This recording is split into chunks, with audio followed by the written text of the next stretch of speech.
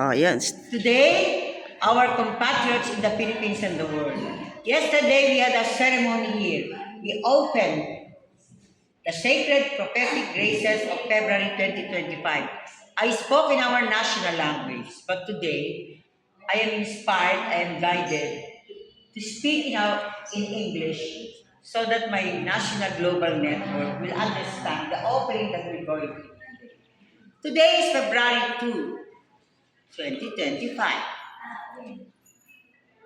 This is the great glorious feast of the presentation in the temple of the infant Jesus, of the Holy Family of Jesus, Mary and Joseph. We explained it yesterday in the YouTube video with the group called Santuario de Divina Gracia, Dambana ng Biyaya Pagpapala, led by Father Haris Inigo and Emil the brother. So anyway, we continue today because today we fulfill the prophecy in this majestic prophetic chapel of Our Lady of the Bleeding Heart and the Ten Commandments. Because today, as we said yesterday in the ceremony, today, this offering will fulfill the establishment of this blessed, sacred, prophetic Luwakan Airport, Baguio City, Chapel of Our Lady of the Bleeding Heart and the Ten Commandments. This is an interfaith chapel. So, my dear compatriots all over the world, rejoice, rejoice, rejoice. Because all the promised graces to fulfill the sacred prophetic destiny of the Philippines to take care of the world will begin to be experienced by our national global network, especially those that were able to help in the establishment of the Ten Commandments tablet that was given by God Father, the Holy Trinity, to our beloved brother, so-called messenger, Carlos Ditos Valero, and our beloved brother, Carlos Ditos Valero, is given the grace and the blessing to honor and nurture the sacred prophetic chapel to be marked as the World Pilgrimage Heritage Site. Because today in our offering, we also offer all the candidates for the national and global election. May today realize my YouTube video entitled Philippine Holy Election with Saint Teresa of the Child Jesus. And my compatriots, you who have been viewing my videos in the YouTube channel called Kabanalan, Kabayaniang Kalikasan, or Holiness, Heroism, Honoring Creation. I present to you our dear sister, even as a young lady, she has been called by the heavens to understand the sacred prophetic destiny of the Philippines for the world. Our dear sister, baby, katakutan. Katakutan means only be afraid of the evil, but welcome the graces. Rejoice in the graces of the good Lord for the days of glory and graces and honor. So, today too, we offer she discerned the will of God. She asked the heavens if she should accept the candidacy for counselor in Tayabas City, Quezon Province. And today, here in the Sacred Prophet Chapel of Mama Mary, I offered myself so that we can pilot the modules, the spiritual education, and vision no less by our beloved Dr. Jose Rizal and his best friend and mentor of the Czech Republic, patriot, Dr. Ferdinand Blumentritt. The education, spiritual education, to recover the golden Filipino civilization. No wonder it's golden and that's golden. So today, before the heavens, with the Holy Trinity,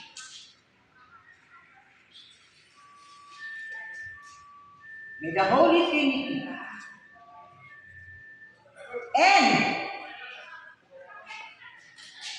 the Holy Family, together with this offering of the youth that we will offer to fulfill the sacred prophetic prophecy of Our Lady of the Bleeding Heart and the Ten Commandments.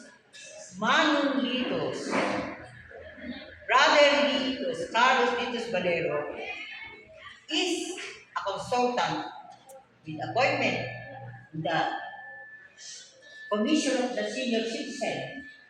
And so, the way our beloved Carlos Litos Valero will really lead also in this spiritual education will truly be blessed. So, Holy Ghost, Holy Trinity, and the Holy Family, we ask your blessing. So our dear sister, Mother, Maybelline Katakutan, will be given all the graces and the blessings in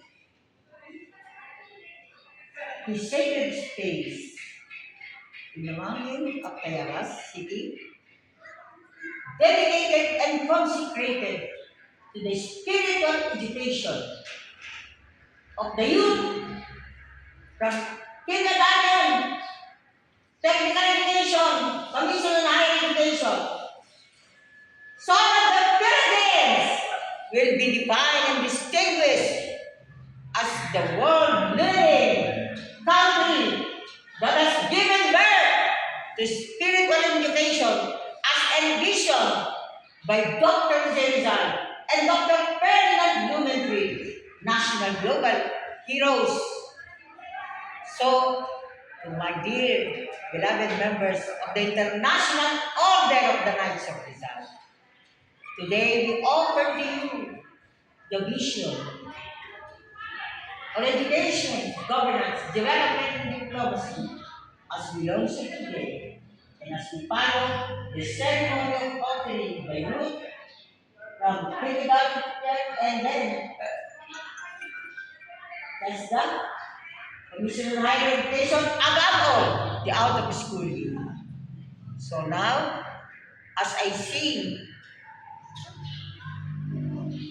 our dear sister baby, as she will give this, she will present this to the elder, the members of her team in the Tayabas City, shall we call it now the Sanctuary of Spiritual Education. We will give it to the member of your team, the elder, and I will present it to the child because as we did it yesterday, this was given to me by the Czech Republic Commission on Higher Education. No, Czech Republic, Czech Republic through Czech Republic Ambassador to the Philippines, Ambassador Jaroslav Lipa. So today we mark all the nations of the world also that have allowed me to make my pilgrimage to the blessed country. So now we will start And as I see, Pilipinas Dambana ng Bayan. Because the UP Covenant Monument, the translation is Dambana ng Bayan. This project in the University of the Philippines is a legacy project of the University of the Philippines. Alfredo Pascual, together with the Rizal Juventud Pangalan Academy, and no less than the Rizal Juventud Pangalan Academy President, Attorney Rafael Avelino Morales, funded the construction. And the artist, whom I call spiritual national artist, is former Dean of the College of Fine Arts, UP, Emeritus Professor Nestor Orante Binduan. And so now we see there. Bayan ko, lupang tinubuan, perlas ka ng silangan. Ganda mo, di mapapantayan, ilaw ka ng sanlibutan. Pilipinas, tulad mo ay binutungyangan. Sa pagitan, dulot mo'y bawat kagandahan. Kwintas ka, binuo ng kapatiran. Dulot ka sa ng poong may kapal. O ina, kay ganda pagmasdan. Mga anak mo, nagkaisa't nagmamahal. Anong tuwa't saya ng iyong kalooban, sapagkat narito na ang dambana ng bayan. As for night, sapagkat narito na ang dambana ng bayan. Bayan ko, lupang kinubuan, perlas ka ng silangan. Ganda mo, di mapapantayan, ilaw ka ng sanlibutan. Pilipinas, tulad mo'y ginitong yaman. Sa pagitan, dulot mo'y bangwat kagandahan. Kwintas ka, binuo ng kapatiran. Dulot ka sa ng poong may kapal. O ina, kay ganda ang pagmasdan. Mga anak mo, nagkaisa't nagmamahal. Anong tuwa't saya ng iyong kalooban, sapagkat narito na ang dambana ng bayan. Sapagkat narito na ang dambana ng bayan. Sister, and now we place the public. And this time, Ate Rose, ito ka sa tabi ko. You hold that. And then, Kuya, bakit ko yung book, the libro? Ano naman ang hawak? Taas mo.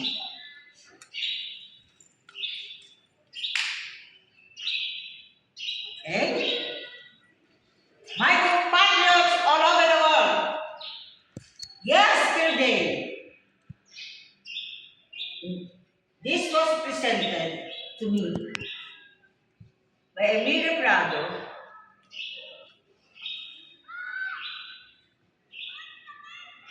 This is a very glorious book, Gutenberg Bible, to be given to our beloved brother Carlos Titus Valero. That is why from here we proceed and we present this to him. This represents or embodies the so-called golden glorious book of life. We are now writing, we are now connecting to the Old Testament and the New Testament. The covenant with the Blessed Virgin Mother Mary. We have a covenant. We begin to write our history together as we did it today. R.G. Talo was with me last year. This is the anniversary. When we did also a ceremony in the Pindahan ruins of San Fernando La Union under the care of the La Union Carmel of the Holy Family and Saint Teresa of the Child Jesus and the Holy Face. So that YouTube video is entitled the UP Sacred Prophetic Covenant Monument. Because it was led, the ceremony was led by the sisters, twin sisters, Maria Luis Bolo and Maria Mila Angel. So today is the anniversary. That's February 2, 2024. No, because it was done last year, February 22. February 2, 2024. And now, we celebrate that anniversary. Perhaps every year we will celebrate that anniversary. So, now, you all hold hands as I see. Hold hands. Sige. O ina, bayan lupang tinuruan. Hindi mo kuha ata naman. Perlas ng silangan, ganda mo, di mapapantayan, ilaw ka ng sanlibutan. At this point, I stop this song. I will have to acknowledge the source of this song. This song is a prayer, a history, and a prophecy.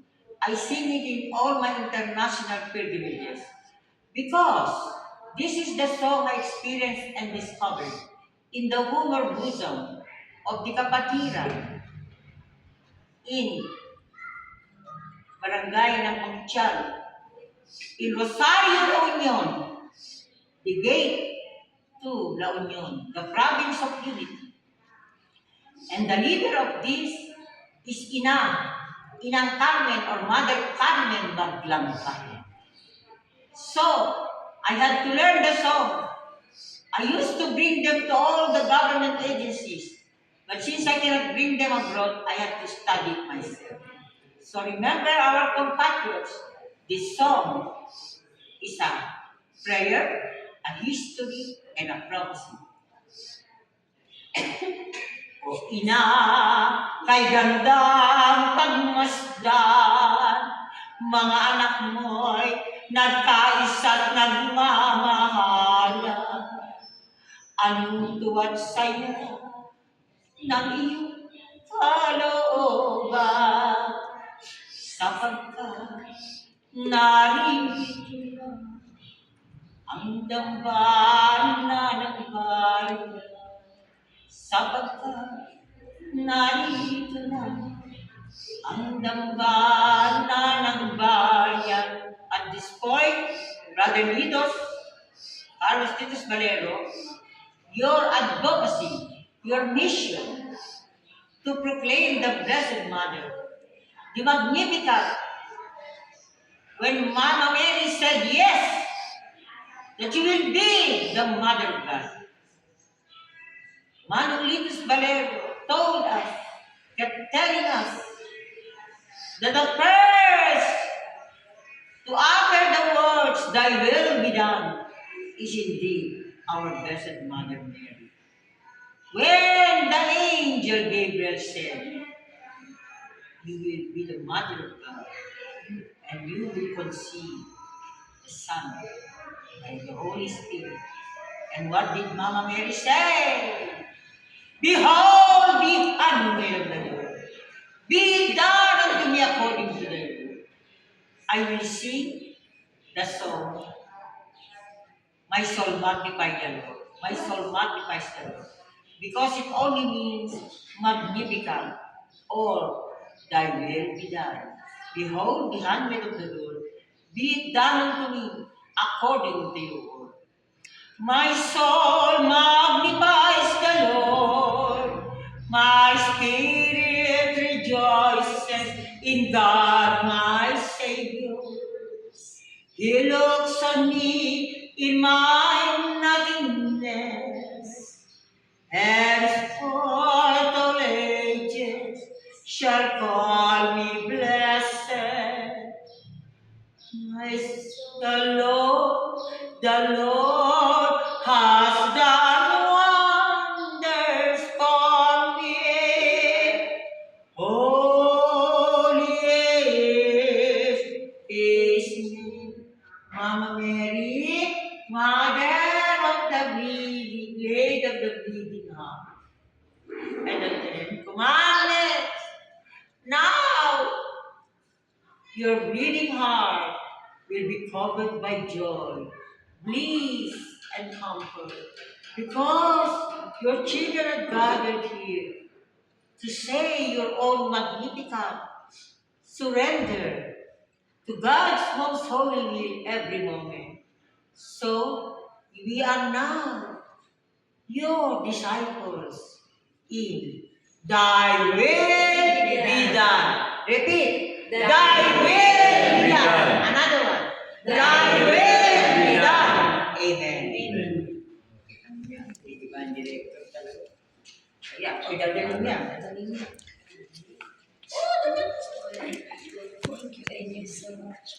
Congratulations. Congratulations, everybody. Oh. Tita, tingnan mo na. Na-close mo na. Hindi pa po. Ay, close.